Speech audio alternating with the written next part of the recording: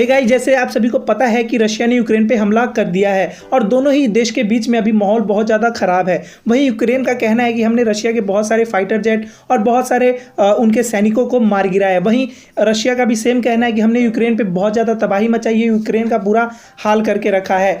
दोस्तों, इसी पे जो बाइडन जो है, अमेरिकी राष्ट्रपति जो बाइडन का बड़ा बयान है, ये आया है कि उन्होंने साफ साफ कह दिया कि हम यूक्रेन में अपनी सेना नहीं उतारेंगे, यानी हम यूक्रेन की तरफ से युद्ध नहीं लड़ेंगे। उन्होंने ऐसा इसलिए कहा क्योंकि उनका कहना है कि हम यूक्रेन का साथ तब देते जब यूक्रेन नाटो का सदस्य होता। अभी नाटो का सदस्य यूक्रेन नहीं है तो हम इसका साथ नहीं दे सकते हैं। दोस्तों, मैंने तो पहले ही कहा था कि ये अमेरिकी राष्ट्रपति अमेरिका जो है, ये हमेशा इसने बिजनेस किया है, ये कभी किसी का हो ही नहीं सकता। एक नंबर का ये कहिए तो धोखेबाज देश है, इसने हमेशा अपना सिर्फ फ़ायदा देखा है। दोस्तों, मैंने कल की वीडियो में आपको ये बात बता दी थी कि अमेरिका पक्का नहीं आने वाला और अमेरिका ने आज के बयान में ये कह भी दिया है। लेकिन दोस्तों, वहीं बात की जाए हमारे देश के प्रधानमंत्री और पुतिन की कल बात हुई थी। इसी में प्रधानमंत्री मोदी ने हमारे साफ कह दिया कि दोनों देशों के आपस में बैठ के बात करनी चाहिए और इस मसले को सुलझाना चाहिए। लेकिन रशिया ने एक बड़ा बयान इस पर यह दिया है कि हम ये युद्ध को शुरू नहीं करना चाहते हैं, बल्कि इस युद्ध को समाप्त कर देना चाहते हैं। वो इस तरह से कि वो रशिया पर कब्जा करके ही ये युद्ध को समाप्त करेंगे।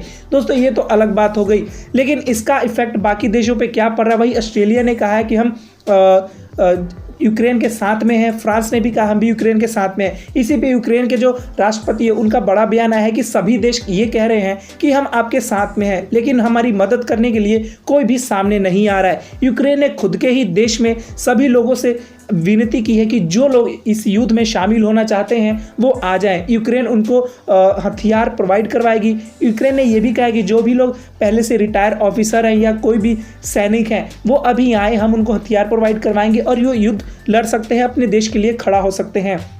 इसी पे बहुत सारी जो वहाँ के यूक्रेन के प्रेसिडेंट हैं, उनके बारे में बहुत सारी अफवाह फैल रही है कि वो देश छोड़ के भागे हैं। इसी पे वहाँ के राष्ट्रपति ने ये बयान दिया है कि वो वहाँ की राजधानी में रह रहे हैं अपने परिवार के साथ, और उन्होंने ये भी कहा है कि दुश्मन जो है हम मुझ पे सबसे पहले टारगेट कर रहे हैं और मेरे परिवार पे, वो हमको मार के इस देश को कब्जाना चाहते हैं, लेकिन मैं अंत लास्ट तक ये लड़ाई जारी रखूँगा और मैं किसी से हार मानने वाला नहीं हूँ।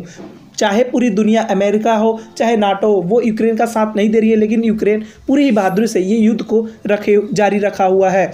दोस्तों, इसी पे पाकिस्तान जो था, जैसे हमने बताया था कि पाकिस्तान जो रशिया गया है, उसको इस बात का बहुत ज़्यादा भुगताना करना पड़ा। वहीं यूएस ने उस पे $500 मिलियन का फाइन लगा दिया है। दोस्तों, ये इतना इंटरनेशनल रिलेशन इतना ख़राब हो रहा है कि कुछ समझ नहीं आ रहा। और आपको क्या लगता है ये युद्ध आखिर आगे तक कहाँ तक जाएगा? आप कमेंट में ज़रूर बताइएगा। तो आज के लिए इतना ही। आगे की अपडेट हमारे चैनल पे आपको मिलेगी, तो वीडियो को लाइक करिए और चैनल को सब्सक्राइब करिए। धन्यवाद।